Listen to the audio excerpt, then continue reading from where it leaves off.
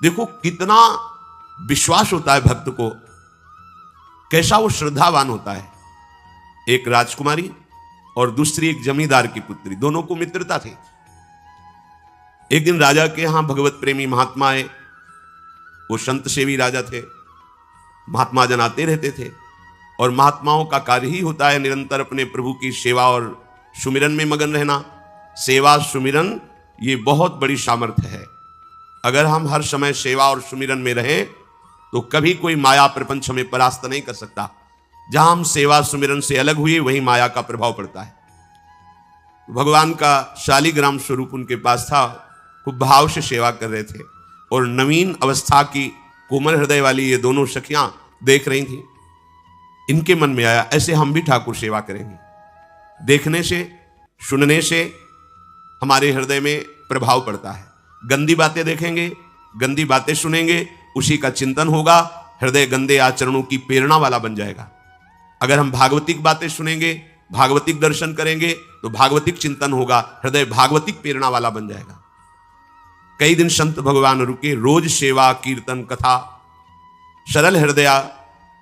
उन दोनों सखियों में बात आई कि चल करके संत भगवान से कहते हमको भी ठाकुर जी दीजिए। दोनों ने चरण पकड़कर प्रार्थना की, गुरुदेव हमारे हृदय में भी इच्छा हो रही कि हमें ठाकुर सेवा मिले। अब दोनों बच्चे ही थे। संत भगवान ने विचार किया सेवा पद्धति में बहुत सावधानी की आवश्यकता होती है। अभी ये बच्चे हैं, कहीं सेवापराध न बन जाए। सेवापराध भी होता है। उपासना में चलने वाले उपासक को सेवापराध और उप सेवापराध 32 ये 64, इन पर सावधान रहना चाहिए। ये गलती नहीं होनी चाहिए। जैसे आप ठाकुर सेवक हैं, अपने घर में सेवा विराजमान किए हुए हैं। अब जैसे आपको ठाकुर जी के दर्शन के लिए जाना है, जहां तक ठाकुर जी के दर्शन करने के लिए जाना है, हो सके तो पादुका न पहने, नंगे पैर दर्शन करने जाए। यदि आप में ऐसी सामर्थ्य नहीं है किसी कारण से, तो सीढ़ियों में पादुका नहीं पहनना चाहिए। जहां से मंदिर की सीढ़ियां हैं, पादुका उतार कर माथा रखकर सीढ़ी में फिर चढ़ना चाहिए। खड़ाओं या पादुका पहन करके श्री विग्रह के दर्शन करने के लिए जाने में फिर अपराध लगता है। अरे अपने मालिक के दर्शन करने जा रहे हैं, स्वामी के दर्शन करने जा रहे हैं, प्रभु के दर्शन करने जा रहे हैं, तो अपनी कुटिया से और मंदिर तक नंगे पैर जाना चाहिए। ये भावना रखनी चाहिए। भरत जी जा रहे हैं प्रभु के दर्शन करने के लिए, अयोध्या से पैदल ही चले थे, तो सुकुमार चरणारविंद तो बड़े बड़े फफों के छाले पड़ गए थे।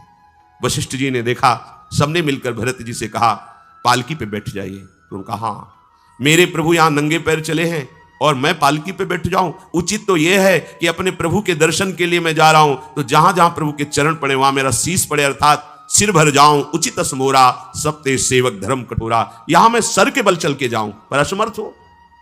तो आप कह रहे हैं पैर में छाले पड़ गए, आप सवारी में बैठ जाइए, ऐसा नहीं हो सकता। तो अपने प्रभु के दर्शन करने के लिए जब जाए तो हो सके, सामर्थ्य हो तो पादुका न पहने, कोई खड़ाऊं चप्पल जूता आदि ना पहने। अगर पहने हैं तो बस सीढ़ी तक ही पहन कर जाए, ऊपर सीढ़ियों की नहीं। इतने सुकुमार मत बनो, ये आग में जलाया जाएगा शरीर, ये गाड़ दिया जाएगा शरीर, इससे ज्यादा प्यार ना करो। अब इतना दृढ़ विश्वास कि ये बच्चे हैं, सेवा भाव कैसे पूर्ण कर पाएंगे? तो उन संत भगवान ने दोनों बच्चियों से कहा कल ठाकुर जी लाएंगे, हम आपको दे देंगे। तो गांव में घूमे तो आसपास गोले गोले से पत्थर मिले, पत्थर लाए 2 और कहा कि ये लो तुम्हारे ठाकुर जी हैं। दोनों को दिया। देखो गुरु वचनों पर और गुरु प्रदत्त सेवा वस्तु पर कितना भाव होना चाहिए। उन्होंने दृढ़ विश्वास किया कि मुझे भगवान गुरुदेव ने दिया, ये भगवान है मेरे। दोनों ने अपने हृदय से लगाया। अब एक जमींदार की पुत्री थी, एक राजकुमारी, स्वर्ण के सिंहासन में, और उनका नाम रखा सिलपिल्ले ठाकुर। सिल मतलब पत्थर, तो उनका तुम्हारे ठाकुर का नाम सिलपिल्ले गोविंद है। दोनों सिंहासन पर रखकर आराधना करती, भाव प्रतिपल बढ़ता गया, नाम निरंतर जप। गुरु प्रदत्त ठाकुर पर विशेष चमत्कार हृदय में प्रकट होता है यदि उन्हीं की नियमावली से चलो। अपने मन से बाजार से खरीद लाए, विराजमान किए हैं, कभी सेवा की कभी नहीं की, वो भी अच्छा है, कम से कम भागवतिक भाव तो है। लेकिन सिद्धि जो प्राप्त होती है वो गुरु कृपा से, गुरु प्रदत्त ठाकुर से। जैसे धन्ना जी को भांग के बट्टे में ठाकुर जी प्रकाशित हो गए, गुरु प्रदत्त। अब ये सखियां जब बड़ी हुई तो इनके ब्याह की बात हुई। तो जो राजकुमारी थी उनका राजकुमार से किसी से ब्याह तय हुआ, ब्याह हो गया। अपने माता पिता से जब विदाई ली तो अपने ठाकुर जी को जो सिंहासन में थे, सिंहासन से एक सुंदर पेटी में से और गोद में रखकर, और अंदर ही अंदर जल रही है कि प्रभु मैंने प्रीतम आपको माना है, संसार के व्यवहार में ये प्रीतम बना हुआ है, पर प्रभु हमारे प्रीतम दो नहीं हो सकते, हमने हृदय से आपको माना। इसी विचार में वो बड़ी उदास है।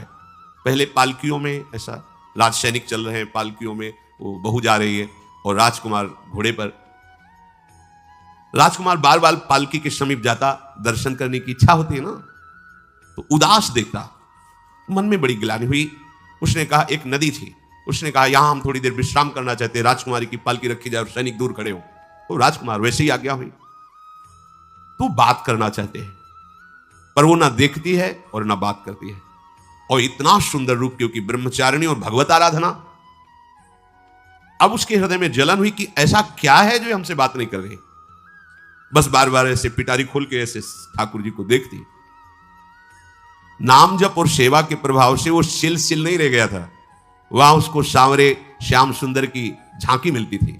जब अपने शिल्पिल्ले ठाकुर जी को देखती तो ललित त्रिभंगी श्री लालजू महाराज श्याम सुंदर दिखाए, अत्यंत आसक्ति। गुरु प्रदत्त किसी भी शब्द में, किसी भी वस्तु में दिव्यता होती है, बस हमारी भावना होनी चाहिए। अरे बोले ये हम नहीं दे सकते, ये गुरु प्रदत्त है, नहीं हम प्राण दे सकते, लेकिन ये नहीं। जिसका गुरु वचन पर, गुरु प्रदत्त वस्तु पर, गुरु प्रदत्त ठाकुर पर दृढ़ निष्ठा हो गई, वही सिद्ध हो जाता है। अब उसने समझ लिया कि पिटारी में जो कुछ है यही हमारे और राजकुमारी के बीच में बाधा है। दो चार दासियों को बुलाया और कहा इनको बातों में उलझाओ, पिटारी पीछे हमें दो। और प्रवीण दासियां उनको विनोद भाषा में, हंसी मजाक में बात, लेकिन वो उदासीन। धीरे से गोद में पेटी थी, ले ली, हम लिए हुए हैं, आप बातचीत में सारा, और पेटी उनको दे दी। राजकुमार ने राजकुमारी से कहा यही पेटी तो हमारे आपके बीच में बात, फेंक दी नदी में। अब तो जो उसके हृदय में पीड़ा हुई, भारी व्याकुलता। अब राजकुमार सैनिकों के साथ तुरंत पालकी उठवाई, मैं ले गया, पर वो आसक्त है, इतनी सुंदर राजकुमारी, क्योंकि भागवतिक तेज से संपन्न में आकर्षण होता है।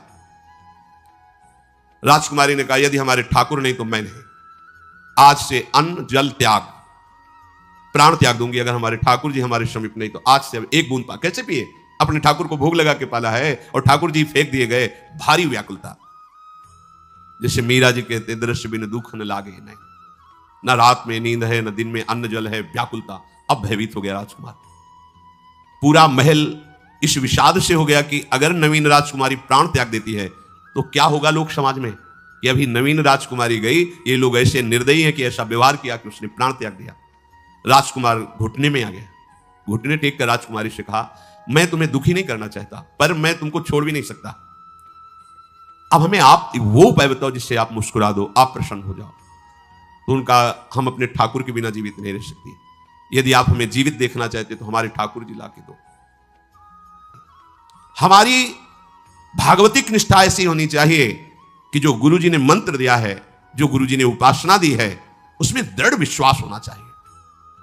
हमारे अंदर किंचन मात्र फिसलाव नहीं होना चाहिए। और आगे जो महामहिम सूत्र है, जब तक हमारा मन प्रभु में समर्पित ना हो जाए तब तक पाप होने की संभावना होती है, बड़े बड़ों से चूक हो जाती है। इसमें यह नहीं कहा जा सकता कि हम इतने वर्ष से साधन में लगे हमसे चूक नहीं होगी, ये तो भूल जाना। बड़े बड़ों से चूक करवा देना माया का कार्य होता है, पर जिनका मन प्रभु को समर्पित हो गया है उनसे चूक नहीं हो सकती।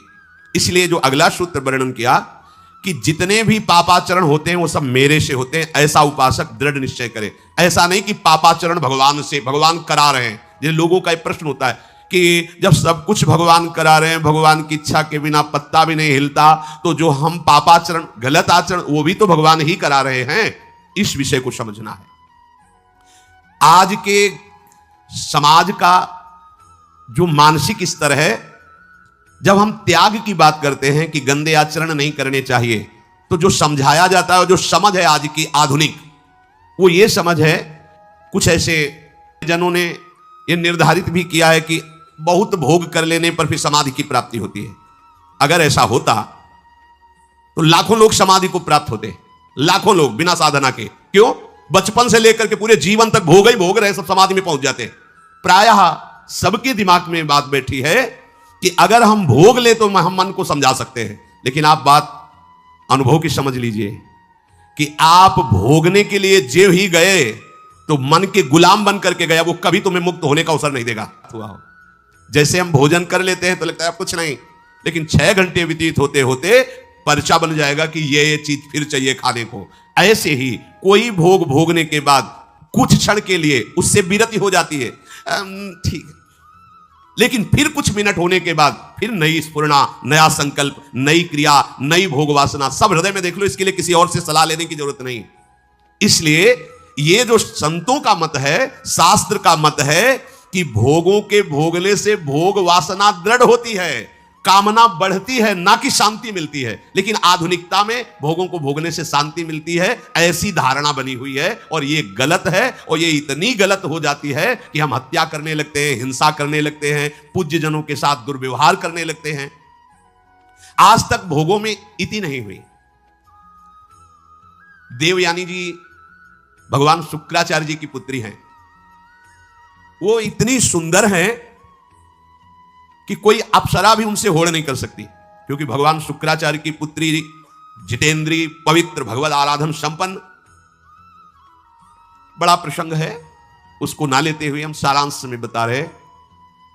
वृषपर्वा की पुत्री शर्मिष्ठा, ये असुर राजकुमारी है, दैत्यराज वृषपर्वा उनकी पुत्री शर्मिष्ठा, और दैत्य गुरु भगवान शुक्राचार्य उनकी पुत्री देवयानी बड़े समाज के साथ जंगल में गई हुई थी। एक बड़ा दिव्य सरोवर था, तुलसी में सब राजकुमारियां स्नान कर रही थी। अचानक वहां से कोई महात्मा निकले तो जल्दी में सबने वस्त्र धारण किए, तो शर्मिष्ठा के वस्त्र देवयानी ने और देवयानी के वस्त्र शर्मिष्ठा, वो महात्मा निकल गए। वहां कोई उनको टिकना तो था नहीं। देवयानी ने देखा कि मेरे पवित्र वस्त्र, देवयानी ने वस्त्र धारण नहीं किया शर्मिष्ठा के, जो महात्मा चले तो देखा कि हमारे वस्त्र राजपुत्री शर्मिष्ठा धारण किए। तो उनका तुझे पता है मेरे वस्त्रों को स्पर्श करने का भी तेरे को अधिकार नहीं, तूने धारण कैसे कर लिया? तो उनका ज्यादा मत बोल, इतना गुमान करके मत बोल। जैसे सब सेवक पलते हैं मेरे महाराज से, ऐसे तेरा पिता और तू भी मेरे महाराज के द्वारा ही पोषित है, क्योंकि वो तो राजा है, सारी सेवाएं वही देते हैं। ऐसा नहीं बोलना चाहिए, क्योंकि गुरु पुत्री है, आचार्य पुत्री है और सम्माननीय है। पर ऐसा वो बोल गई शर्मिष्ठा। देवयानी ने कहा तुझे पता है अगर मेरे पिता की दृष्टि बदल जाए तो 2 मिनट में देवता तेरे पिता सहित संपूर्ण राज्य को नष्ट कर देंगे। मेरे पिताजी के भय से ही देवता आक्रमण नहीं कर। शुक्राचार्य मंत्रवेत्ता है। ज्यादा बात बढ़ गई तो राजकुमारी का शासन चलता है।